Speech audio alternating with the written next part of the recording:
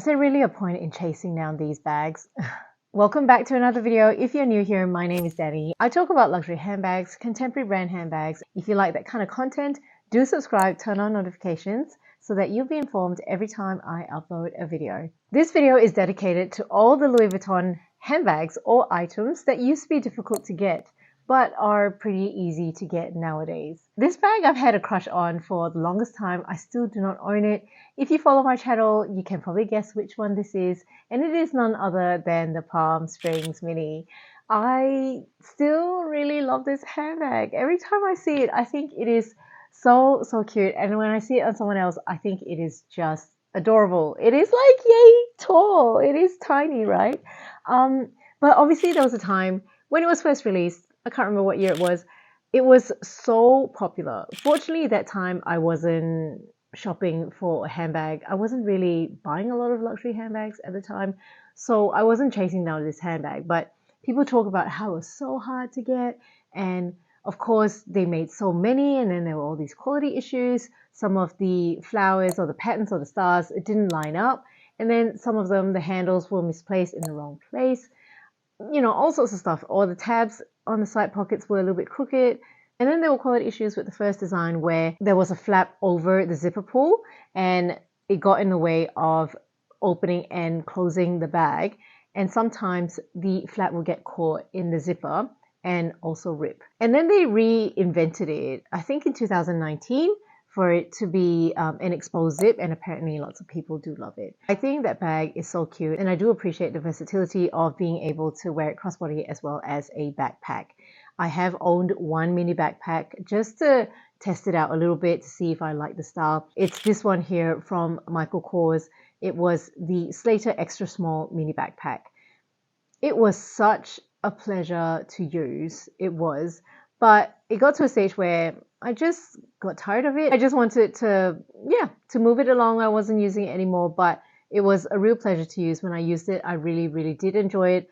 I've done a whole review on it, linked in the description box below if you're interested. From that experience of using that bag, I did tell myself that I was going to go ahead and purchase the Palm Springs Mini, but till today, I have not yet. Anyway, but that bag used to be so hard to get, and nowadays it's just available on the Louis Vuitton website. And it's easy to get. You just call your SA and you ask them to order it in or whatever it is. It's not hard to get anymore. And of course, it is available on the pre-loved market, easy peasy. Before I move on to the next bag, the reason I wanted to do this video was essentially to, I guess, shed light upon how some trends, you know, when they're hot and everyone's chasing it, it's really hard to get it. But sometimes it's not worth chasing a trend. It's really a reminder video for myself to just settle down when I see a new trendy bag that I get really excited about.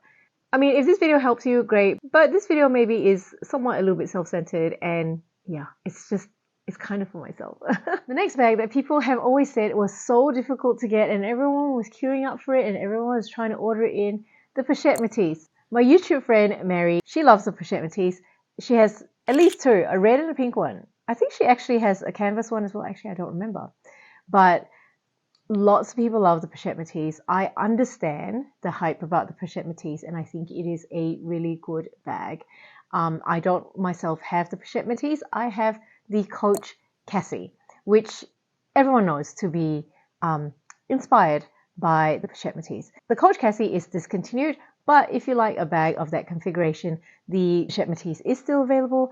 And I did see an Instagram stories posted by Dress Up Your Purse.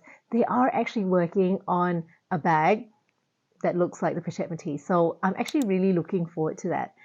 I can't wait for that to come out and, you know, and see what it looks like. But yes, the Pochette metis used to be so hard to get, and there were glazing issues in the sense that the glazing was peeling off around where the flap was opening and closing, because that's where you get a lot of movement of the canvas, and that's where the glazing was coming off the canvas. So there were these quality issues, but despite that, I understand that people were still trying to get the bag. So yeah, but obviously it's not difficult to get anymore nowadays. The next bag that was difficult to get, but it's not so much of an issue anymore, is the Louis Vuitton Speedy 20 when it first came out in the monogram canvas. So I think the Speedies in the other materials were easier to get. I think the Empreinte leather one was not too hard to get. Or was it hard to get, but the monogram one was more difficult to acquire? Yes, everyone was going crazy for the Speedy 20. Everyone was ordering it, pre-ordering it, and having experienced it once with my Yayoi Kusama Pumpkin Speedy 20 that I had to return because it was defective. I can understand the hype. It is an awesome bag. But nowadays, it's not hard to get that Speedy 20 anymore. And now Louis Vuitton has released it in the Damier Ebene. And I heard that it's coming out in the Damier Azur as well. And that may get some of you quite excited. But with the content of this video, I don't know, tell me, are you going to rush and buy it? Or are you just going to try and settle yourself down and ruminate about it a little bit and delay the purchase? Okay, the next one. I've been victim to this one. And you can guess, I'm sure, if you follow my channel, the mini pochettes. The mini pochettes used to be so incredibly difficult to get.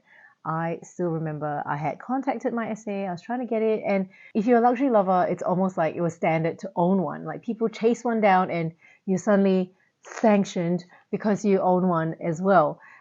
They're waiting lists and then you might have to order them or whatever it is. Yeah, I used to think people would be like buying as many as they could. Like so many videos, oh yeah, here's my mini pochette.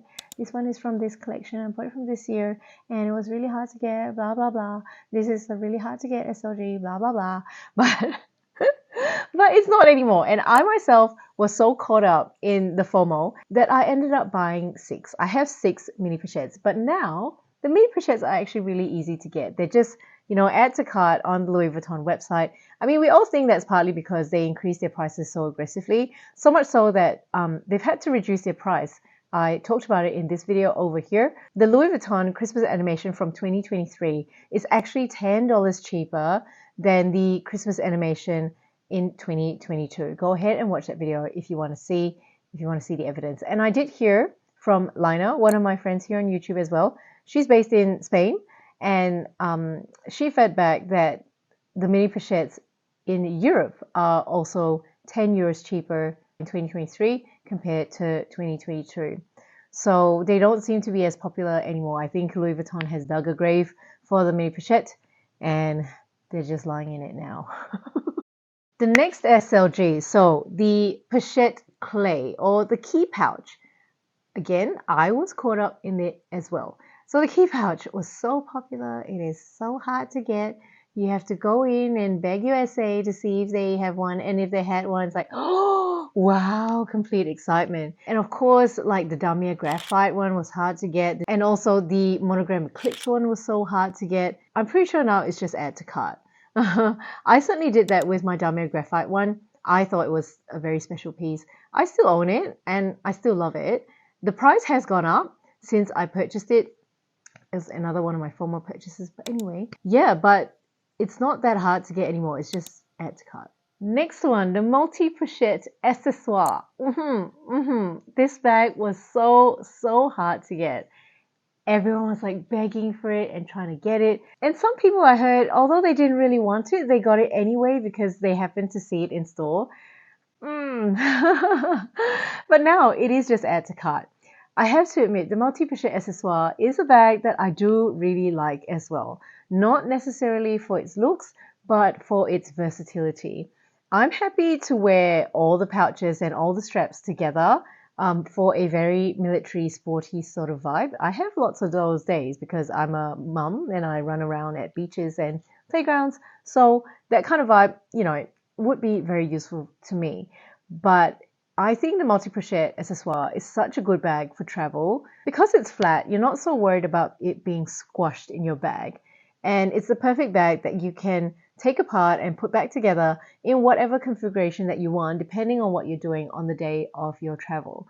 So like I once said in this video, I think it was in this video over here that I did a very long time ago talking about the best first bags. I said in that video, the only reason I hesitate to add this bag to my collection is because I think it will nullify the need for all my other bags.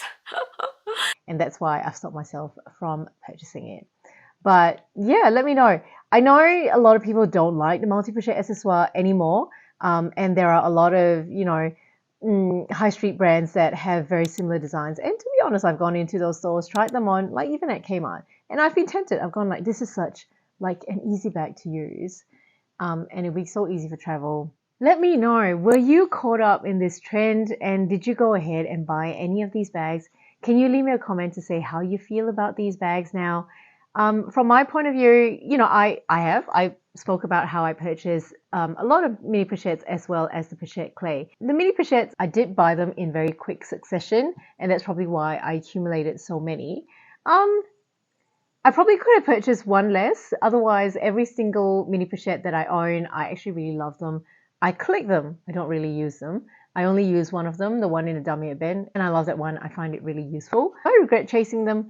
No, in a sense that because if I didn't have them in my collection, I would have still wanted it. And if I tried to purchase them today at their current prices, they are actually a lot more expensive. But I like to reflect upon this because it gives me, well, it reminds me that, stop rushing, just chill, just think about whether you really want the item or not. There's a good chance that eventually it might come out on the pre-loved market and you get it in a more used condition for a much better price. Like, especially if it's something that I want to use as an everyday bag. I don't necessarily want it to be tip-top, brand new condition. My heart aches when I use bags like that. And when I put a lot of wear and tear into a bag, I actually do feel bad. Like, I look at some of my old luxury handbags that I just freely use because I was in a different mindset at the time. I thought, buy it, love it, use it, get a new one. That was my mindset at one stage. But yeah, sometimes some of these bags, I do feel a little bit of regret how I abuse them. Guys, stop returning your store-bought bags. It is just gross. Quite popular in some countries, for example, America, and also where I live here in Australia, because legally these stores are obliged to provide a returns period. And for example, Louis Vuitton provides a 30-day return window.